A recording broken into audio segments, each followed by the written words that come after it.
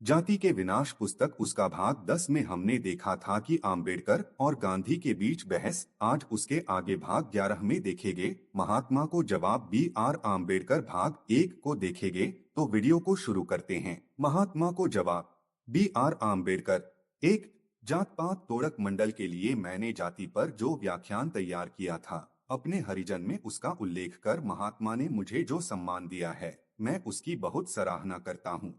मेरे व्याख्यान की उन्होंने जो समीक्षा की है, उसे पढ़ने पर यह स्पष्ट हो जाता है कि जाति के बारे में मैंने जो विचार व्यक्त किए हैं, उनसे महात्मा पूरी तरह से असहमत हैं।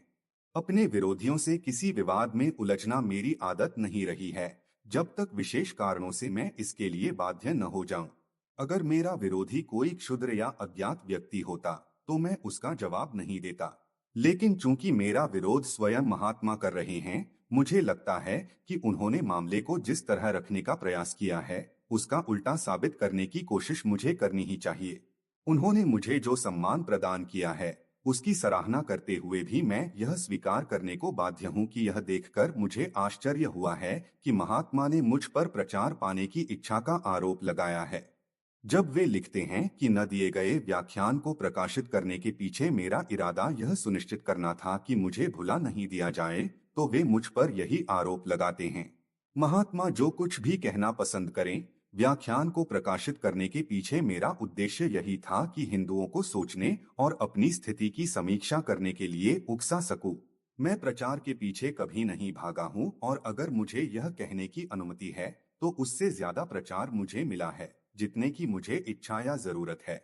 लेकिन मान लिया जाए कि प्रचार पाने की इच्छा से ही मैंने यह व्याख्यान छपवाया है, तो मुझ पर पत्थर फेंकने का अधिकार किसे है? निश्चय ही उन्हें नहीं, जो महात्मा की तरह शीशे के घरों में रहते हैं। दो इरादे की बात छोड़ दें, तो अपने व्याख्यान में मैंने जो प्रश्न उठाया है, उस पर महात्मा को क्या कहना है? सर्वप्रथम जो भी मेरा व्याख्यान पढ़ेगा, उसे यह एहसास होगा कि महात्मा मेरे द्वारा उठाए गए मुद्दों से बचकर निकल गए हैं, और जो मुद्दे उन्होंने उठाए हैं, वे मुद्दे नहीं हैं जो हिंदुओं पर मेरे अभियोग से, जो संज्ञा मेरे व्याख्यान को देने की उन्होंने कृपा की है, निकलते हैं। जो मुख्य बातें मैंने अपने व्याख्यान में कहनी चाहिए हैं, उनकी सूची इस प्रकार बनाई जा सकती है। एक, जाति ने हिंदुओं को बर्बाद कर दिया है। दो, चातुर्वर्ण के आधार पर हिंदू समाज का पुनर्गठन असंभव है, क्योंकि वर्ण व्यवस्था एक ऐसे बर्तन की तरह है जिसमें छेद है, या ऐसे आदमी की तरह जिसकी नाक बह रही है। यह सिर्फ अपने गुण के आधार पर अपने को बनाए नहीं रख सकती, और इसमें जाति व्यवस्था के रूप में पतित होने की अंतर्जात क्षमता है, जब तक इसके साथ कानूनी शक्ति न जोड़ी जाए, जिसे वर्ण का नियम तोड़ने वाले हर आदमी पर लागू किया जा सकता हो। तीन, वर्ण व्यवस्था के आधार पर हिंदू समाज का पुनर्गठन नुकसानदेह है, क्योंकि वर्ण व्यवस्था का परिणाम होता है जनसाधारण को शिक्षा के अवसरों से वंचित कर उसका निम्नीकरण करना, और शस्त्र धारण करने के अधिकार से वंचित कर उसे कायर बनाना। चार, हिंदू समाज का पुनर्गठन एक ऐसे धार्मिक आधार पर होना चाहिए जिसमें स्वतंत्रता, समानता और भ्रातृत्व के सिद्धांतों की स्वीकृति हो। पांच, इस उद्देश्य को पाने के लिए जाति और वर्ण को जो धार्मिक मान्यता मिली हुई है, उसे नष्ट करना। ध्यान दिया जाना चाहिए कि महात्मा द्वारा उठाए गए मुद्दे बिल्कुल अप्रासंगिक हैं, और व्याख्यान के मुख्य तर्क को वे पकड़ नहीं पाए हैं। तीन, अब मैं महात्मा द्वारा उठाए गए मुद्दों की मूल बातों का परीक्षण करना चाहता हूँ। महात्मा का पहला मुद्दा यह है कि मैंने शास्त्रों से जो उद्धरण दिए हैं, वे प्रामाणिक नहीं हैं। मैं स्वीकार करता हूँ कि इस विषय पर मेरा अधिकार नहीं है, लेकिन मैं यह बताना चाहता हूँ कि मैंने जो भी उद्धरण दिए हैं, वे सभी स्वर्गीय श्री तिलक की किताबों और लेखों से लिए गए हैं, जो संस्कृत भाषा और हिंदू शास्त्रों के अधिकारी विद्वान थे। महात्मा का सारा मुद्दा यह है कि इन शास्त्रों की व्याख्या विद्वानों द्वारा नहीं, बल्कि संतों द्वारा की जानी चाहिए, और संतों की समझ के अनुसार शास्त्र जाति और अस्पृश्यता का समर्थन नहीं करते। पहले मुद्दे के बारे में मैं महात्मा से पूछना चाहता हूं कि इससे किसी को क्या फर्क पड़ता है कि शास्त्रों में मिलावट है या नहीं, और कि संतों ने उनकी व्याख्या अलग तरह से की है। जो शास्त्र प्रामाणिक हैं और जिनमें मिलावट है, उन दोनों के बीच जनसाधारण फर्क नहीं करता। जनसाधारण को तो यह भी नहीं पता कि शास्त्र हैं क्या। अनपढ़ होने के कारण उसे मालूम नहीं है कि शास्त्रों में क्या लिखा हुआ है। जो उसे बताया गया है उस पर उसने विश्वास किया है, और उसे जो बताया गया है वह यह है कि शास्त्रों के अनुसार जाति और अस्पृश्यता का पालन करने को शास्त्रों में धार्मिक कर्तव्य माना गया है। जहां तक संतों की बात है, तो यह स्वीकार करना होगा कि महज विद्वानों की तुलना में उनकी शिक्षाएं चाहे जितनी भिन्न और उदात्त रही हों, वे शोचनीय रूप से बेअसर रही हैं। उनके बेअसर होने के दो कारण हैं। प्रथम, किसी भी संत, हिंदू संत ने जाति प्रथा पर हमला नहीं किया है। इसके विपरीत वे जाति व्यवस्था के प्रचंड समर्थक थे। उनमें से अधिकांश जिस जाति के थे उसी जाति में जिए और उसी जाति में मरे। ब्राह्मण के रूप में अपनी हैसियत के प्रति ज्ञानदेव इतने अनुरक्त थे कि जब पैठान के ब्राह्मणों ने उन्हें अपने समुदाय में शामिल करने से मना कर दिया, तब ब्राह्मणों के बीच ब्राह्मण के रूप में मान्यता पाने के लिए उन्होंने जमीन आसमान एक कर दिए थे। और संत एकनाथ ने भी, जिन्हें नायक के रूप में रखकर धर्मात्मा नाम की फिल्म बनी है, क्योंकि उन्होंने अस्पृश्यों को छूने और उनके साथ भोजन करने का साहस दिखाया था, ऐसा इसलिए नहीं किया कि वे जाति के विरोधी थे, बल्कि इसलिए किया कि उन्हें लगता था कि इससे जो छूत लगेगी उसे गंगा नदी के पवित्र जल में एक डुबकी लगाने भर से धोया जा सकता है। अंत्यजाचा विटा ज्यासी, गंगा स्नाने शुद्धत्व त्यासी। एकनाथ भागवत 28:191। जहां तक मेरी जानकारी है, संतों ने कभी भी जाति और अस्पृश्यता के खिलाफ अभियान नहीं चलाया। मनुष्यों के बीच संघर्ष से उन्हें कोई मतलब नहीं था। उनका सरोकार मनुष्य और ईश्वर के बीच संबंध से था। उन्होंने यह सीख नहीं दी कि सभी मनुष्य बराबर हैं। उनकी सीख यह थी कि ईश्वर की नजर में सभी मनुष्य बराबर हैं, एक निहायत भिन्न और हानिरहित प्रस्ताव जिसकी शिक्षा देना किसी के लिए भी कठिन और जिसमें विश्वास करना किसी के लिए भी खतरनाक नहीं हो सकता। संतों की शिक्षाओं के बेअसर होने का दूसरा कारण यह है कि जनसाधारण को यह सिखाया गया है कि संत जाति को तोड़ सकते हैं, पर सामान्य लोग नहीं। इसलिए कोई भी संत अनुकरणीय उदाहरण नहीं बन सका। वह हमेशा एक पवित्र व्यक्ति बना रहा, जिसका आदर किया जाना चाहिए। जनसाधारण जाति और अस्पृश्यता का प्रबल समर्थक रहा है। इससे पता चलता है कि संतों के पवित्र जीवन और उनकी महान शिक्षाओं का उसके जीवन और आचरण पर शास्त्रों की शिक्षाओं की तुलना में कोई असर नहीं पड़ा। इस प्रकार इस बात से कोई सांत्वना नहीं मिलती कि ऐसे संत थे या ऐसा कोई महात्मा है जिसने शास्त्रों की व्याख्या कुछ विद्वानों या बहुत सारे अज्ञानियों की तुलना में अलग ढंग से की है। अतः जनसाधारण में शास्त्रों की धारणा अलग है। यह एक ऐसा तथ्य है जिस पर अवश्य विचार किया जाना चाहिए। शास्त्रों की सत्ता को, जो अभी भी जनसाधारण के आचरण को अनुशासित करती है, चुनौती देने के अलावा इस स्थिति का सामना कैसे किया जा सकता है, यह एक ऐसा प्रश्न है जिस पर महात्मा ने विचार नहीं किया है। लेकिन जनसाधारण को शास्त्रों की शिक्षाओं से मुक्त कराने के प्रभावशाली साधन के रूप में महात्मा जो भी योजना सामने रखते हैं, उन्हें यह स्वीकार करना होगा कि एक नेक आदमी द्वारा जिया जा रहा पवित्र जीवन उसके लिए चाहे जितना उदात्त हो, लेकिन संतों और महात्मा के प्रति जनसाधारण का जो नजरिया है, आदर करना पर अनुकरण न करना, उससे बात बनने वाली नहीं है। तीसरा मुद्दा महात्मा ने यह उठाया है कि जिस धर्म को मानने वालों में ज्ञानदेव, तुकाराम, तिरुवल्लुवर, रामकृष्ण परमहंस इत्यादि जैसे लोग रहे हैं, वह गुणरहित नहीं हो सकता। जो निष्कर्ष मैंने निकाला है, और किसी भी धर्म का मूल्यांकन उसके निकृष्टतम उदाहरणों के आधार पर नहीं, बल्कि जो श्रेष्ठतम उसने पैदा किया हो उसके आधार पर किया जाना चाहिए। इस वक्तव्य के प्रत्येक शब्द से मैं सहमत हूँ, लेकिन यह समझने में मैं बिल्कुल असमर्थ हूँ कि यह कहकर महात्मा साबित क्या करना चाहते हैं। यह एकदम सही है कि किसी धर्म का मूल्यांकन उसके निकृष्टतम उदाहरणों से नहीं, बल्कि उसके सर्वश्रेष्ठ से किया जाना चाहिए, लेकिन क्या इतने भर से बात खत्म हो जाती है? मेरा कहना है, बात खत्म नहीं होती। यह सवाल फिर भी बना रह जाता है, निकृष्ट लोगों की संख्या इतनी ज्यादा और उत्कृष्ट लोगों की संख्या इतनी कम क्यों? मेरे विचार से इस प्रश्न के सिर्फ दो उत्तरों की कल्पना की जा सकती है। एक, जो निकृष्ट हैं, उनमें कुछ ऐसी मौलिक विकृति है कि वे नैतिक शिक्षा ग्रहण ही नहीं कर सकते और इसलिए धार्मिक आदर्श को समझने या उस पर आचरण करने से बहुत दूर रह जाते हैं। अथवा दो, धार्मिक आदर्श एक सर्वथा गलत आदर्श है जिसने बहुतों के जीवन को एक गलत नैतिक मोड़ दे दिया है, और जो उत्कृष्ट हैं वे इस गलत आदर्श के बावजूद उत्कृष्ट बने हैं, वास्तव में इस गलत मोड़ को एक सही दिशा देकर। इन दोनों व्याख्याओं में से पहली को स्वीकार करने में मैं असमर्थ हूँ और मुझे विश्वास है महात्मा भी इसके विपरीत जाने का आग्रह नहीं करेंगे। मेरे विचार से दूसरी व्याख्या ही एकमात्र तार्किक और बुद्धिसंगत व्याख्या है। जब तक महात्मा इस बात की व्याख्या करने के लिए कि निकृष्ट इतने ज्यादा और उत्कृष्ट इतने कम क्यों हैं, कोई तीसरा विकल्प प्रस्तुत नहीं करते। यदि दूसरी व्याख्या ही एकमात्र सही व्याख्या है, तो स्पष्टत महात्मा का यह तर्क कि किसी भी धर्म का मूल्यांकन उसके सर्वोत्तम अनुयायियों से किया जाना चाहिए, हमें उन बहुतों पर दया करने के अलावा और कहीं नहीं ले जाता, जो इसलिए गलत हैं, क्योंकि उन्होंने गलत आदर्शों की पूजा की है।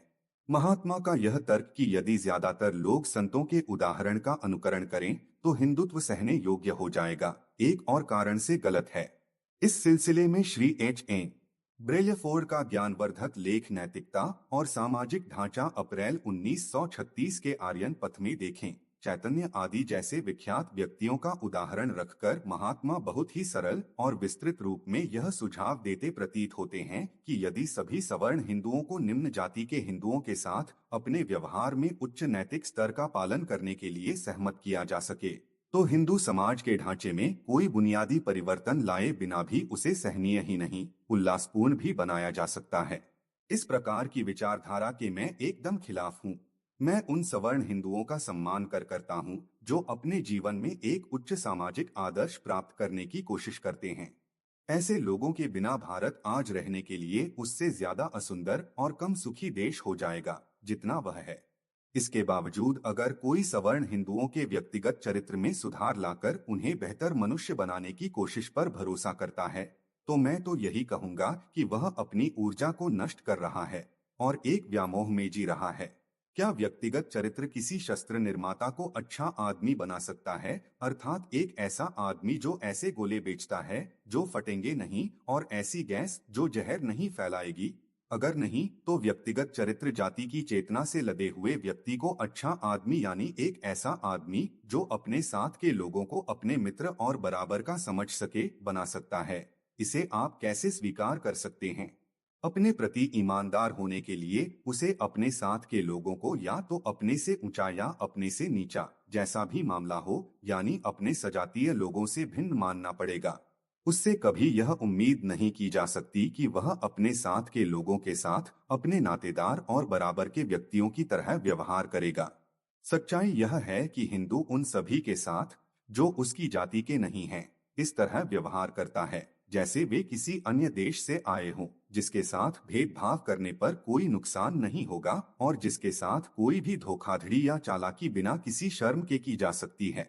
कहने का मतलब यह है कि बेहतर या बदतर हिंदू हो सकता है, पर अच्छा हिंदू नहीं हो सकता। ऐसा इसलिए नहीं है कि उसके व्यक्तिगत चरित्र के साथ कोई गड़बड़ी है। वस्तुत गड़बड़ी अपने साथ के लोगों के साथ उसके संबंध के संपूर्ण आधार में है। अच्छे से अच्छे लोग नैतिक नहीं हो सकते यदि उनके और उनके साथियों के बीच संबंध का आधार एक बुनियादी रूप से गलत संबंध है। एक गुलाम के लिए उसका मालिक बेहतर या बदतर हो सकता है, पर अच्छा मालिक नहीं हो सकता। यही बात उच्च जाति के व्यक्ति और निम्न जाति के व्यक्ति के साथ लागू होती है। उच्च जाति का कोई आदमी अच्छा आदमी हो ही नहीं सकता, क्योंकि वह उच्च जाति का तभी हो सकता है जब उसे उच्च साबित करने के लिए कोई निम्न जाति का व्यक्ति भी हो। यह चेतना निम्न जाति के व्यक्ति के लिए लाभदायक नहीं हो सकती कि उसके ऊपर कोई उच्च जाति का व्यक्ति है। मैंने अपने व्याख्यान में यही बात कही है कि वर्ण या जाति पर आधारित समाज एक ऐसा समाज है जो एक गलत संबंध पर आधारित है। मुझे उम्मीद थी कि महात्मा मेरे इस तर्क को ध्वस्त करने का प्रयत्न करेंगे, लेकिन ऐसा करने के बजाय उन्होंने अपने विश्वास का आधार बताए बगैर चातुर्वर्ण्य में अपने विश्वास को दोहराया है। 6 महात्मा जो कहते हैं, क्या उस पर आचरण भी करते हैं? एक व्यापक संदर्भ में हो रही बहस में व्यक्तिगत टिप्पणी करना अच्छा नहीं लगता, लेकिन जब कोई किसी सिद्धांत का प्रतिपादन करता है और उसे बहस के परे मान लेता है, तब स्वाभाविक रूप से यह जिज्ञासा होती है कि वह जो कहता है उस पर चलता कितना है। कहा जा सकता है कि आचरण को अपने वांछित स्तर तक ले जाने में विफलता का कारण यह है कि वह स्तर इतना ऊंचा है कि उस तक पहुंचा ही नहीं जा सकता। यह भी कहा जा सकता है कि अपने स्वभावगत पाखंड के कारण वह आदमी ऐसा नहीं कर पा रहा है। दोनों ही स्थितियों में उसका आचरण परीक्षण का विषय बन जाता है और मुझे दोष नहीं दिया जाना चाहिए अगर मैं प्रश्न करूं कि खुद अपने मामले में महात्मा ने अपने आदर्श को प्राप्त करने की कितनी कोशिश की है। महात्मा जन्म से बनिया हैं। उनके पूर्वजों ने व्यापार छोड़कर दीवान का पद स्वीकार कर लिया था, जो ब्राह्मण का पेशा है। अपने स्वयं के जीवन में महात्मा बनने के पहले जब कैरियर चुनने का अवसर आया, तब उन्होंने तराजू की जगह कानून को चुना। फिर कानून को छोड़कर वे आधा संत और आधा राजनीतिज्ञ बन गए। उन्होंने व्यापार को कभी हाथ तक नहीं लगाया है, जो उनका पैतृक पेशा है। उनका सबसे छोटा बेटा, मैं उस बेटे को चुन रहा हूँ जो अपने पिता के प्रति सबसे ज्यादा निष्ठावान है, जन्म से वैश्य है और उसने एक ब्राह्मण की बेटी से विवाह किया है और एक बड़े समाचार पत्र स्वामी की सेवा का व्यवसाय चुना है। अपना पैतृक व्यवसाय न अपनाने के कारण महात्मा ने कभी उसकी आलोचना की हो, ऐसी कोई सूचना नहीं है। किसी आदर्श का मूल्यांकन उसके निकृष्ट नमूनों के आधार पर गलत और अनुदारतापूर्ण हो सकता है, लेकिन निश्चय ही नमूने के रूप में महात्मा से बेहतर कौन है, और अगर वह भी आदर्श आचरण तक पहुंच पाने में विफल हैं, तो वह आदर्श जरूर एक असंभव मनुष्य की व्यावहारिक वृत्तियों के विरुद्ध आदर्श होगा। कार्लाइल के छात्र जानते हैं कि वे अक्सर किसी विषय पर बोलते पहले थे, सोचते बाद में थे। जाति के मामले में महात्मा की स्थिति कहीं वैसी ही तो नहीं है, यह शक होता है। अन्यथा कुछ खास सवाल जो मेरे मन में आते हैं, उनसे वे बच नहीं सकते थे। किसी पेशे को कब पैतृक कहा जा सकता है कि वह आदमी के लिए बाध्यकारी हो जाए? क्या आदमी को तब भी अपने पैतृक पेशे का अनुकरण करना चाहिए जब वह लाभकर न रह गया हो? क्या तब भी आदमी को अपने पैतृक पेशे का पालन करना चाहिए जब वह पाता है कि ऐसा करना अनैतिक होगा? अगर प्रत्येक को अपना पैतृक पेशा ही अपनाना है, तब इसका नतीजा यही हो सकता है कि जिसके दादा वेश्याओं की दलाली करते थे, वह आदमी भी वेश्याओं की दलाली ही करे, और जिसकी नानी वेश्या थी, वह भी वेश्या का जीवन बिताए। क्या महात्मा अपने सिद्धांत के तार्किक निष्कर्ष को स्वीकार करने के लिए तैयार हैं? मेरी दृष्टि में अपने पैतृक पेशे को अपनाने का महात्मा का आदर्श न केवल असंभव और अव्यावहारिक आदर्श है, बल्कि एक ऐसा आदर्श भी है जिसका नैतिक स्तर पर बचाव नहीं किया जा सकता। महात्मा को लगता है कि ब्राह्मण जीवन भर ब्राह्मण बना रहे, यह उचित है। इस बात को छोड़ दें कि बहुत से ब्राह्मण ऐसे हैं जो आजीवन ब्राह्मण बने रहना नहीं चाहते। उन ब्राह्मणों के बारे में हम क्या कह सकते हैं जो पुजारीगिरी के अपने पैतृक पेशे से चिपके हुए हैं? क्या उन्होंने इसलिए ऐसा किया है कि पैतृक पेशे को अपनाने की नैतिकता में उनकी आस्था है, या इसका कारण आर्थिक लाभ का अपवित्र इरादा है? महात्मा को इन सवालों से कुछ भी लेना देना नहीं है। वे संतुष्ट हैं कि ऐसे असली ब्राह्मण मौजूद हैं जिनका जीवन उदारता से दी गई भिक्षा पर चलता है, और स्वयं उनके पास जो भी आध्यात्मिक खजाना है उसमें से वे उदारता से देते रहते हैं। महात्मा को पुश्तैनी ब्राह्मण ऐसा ही प्रतीत होता है, आध्यात्मिक खजाने का वाहक। लेकिन वंशानुगत ब्राह्मण की एक और तस्वीर खींची जा सकती है। ब्राह्मण विष्णु का उपासक हो सकता है, जो प्रेम के देवता हैं। ब्राह्मण शंकर का भी उपासक हो सकता है, जो विध्वंस के देवता हैं।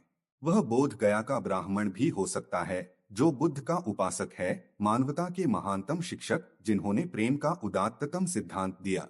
वह काली का भी उपासक हो सकता है, वो देवी जिन्हें अपनी प्यास बुझाने के लिए रोज एक पशु की बलि चाहिए। वह क्षत्रिय देवता राम का भी उपासक हो जाएगा। वह क्षत्रियों का नाश करने के लिए ईश्वर के एक अवतार परशुराम के मंदिर का भी उपासक हो जाएगा। वह ब्रह्मा का भी उपासक हो सकता है, जो विश्व के सृष्टा हैं। वह किसी पीर का भी उपासक हो सकता है, जिसका ईश्वर अल्लाह विश्व पर ब्रह्मा के आध्यात्मिक वर्चस्व के दावे को बर्दाश्त नहीं कर सकता। कोई यह नहीं कह सकता कि इस तस्वीर का वास्तविक जीवन से कोई संबंध नहीं है। अगर यह तस्वीर सही है, तो यह कोई नहीं जानता कि ऐसे देवताओं और देवियों के प्रति निष्ठा के बारे में क्या कहा जाए, जिनका चरित्र इतना परस्पर विरोधी है कि कोई भी ईमानदार आदमी सबका उपासक नहीं हो सकता। हिंदू इस असाधारण बात को अपने धर्म की सबसे बड़ी विशेषता बताते हैं, उसकी सार्वभौमिकता, सहिष्णुता की उसकी भावना। इस सरल दृष्टिकोण के विपरीत यह तर्क दिया जा सकता है कि जिसे सहिष्णुता और सार्वभौमिकता कहा जाता है, वह वास्तव में उदासीनता या किसी भी मत के प्रति प्रतिबद्धता न दिखाने की शिथिलता से ज्यादा प्रशंसनीय नहीं है। अपनी बाह्य परिसीमा में इन दोनों दृष्टियों को अलग अलग मान पाना मुश्किल है, लेकिन असलियत में वे इतने बुनियादी रूप से अलग अलग हैं कि जो आज का वीडियो यही समाप्त करते हैं। इसके आगे नेक्स्ट वीडियो में देखेंगे। वीडियो को पूरा देखने के लिए धन्यवाद।